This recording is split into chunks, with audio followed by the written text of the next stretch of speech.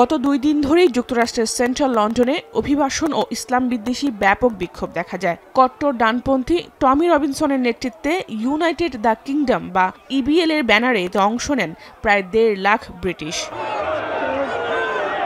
বিক্ষোভে পুলিশ বাধা দিলে ব্যাপক ধস্তাধস্তি ও ধরপাকড়ের ঘটনা ঘটে। সে সময় বিক্ষোভকারী সহ আহত হন ৬ পুলিশ সদস্য।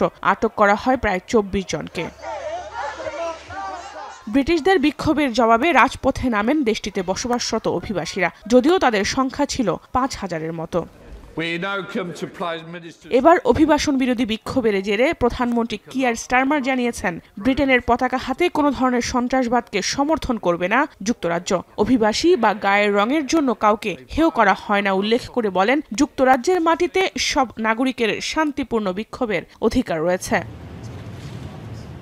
প্রধানমন্ত্রীর পাশাপাশি যুক্তরাজ্যের বাণিজ্য মন্ত্রীও পতাকা হাতে অভিবাসন বিরোধী এই বিক্ষোভের প্রতিবাদ জানিয়েছেন।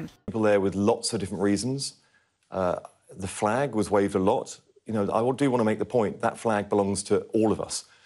And that flag means a lot of different things to a lot of different people, but it is about essential British and, yes, in this case, English values and principles.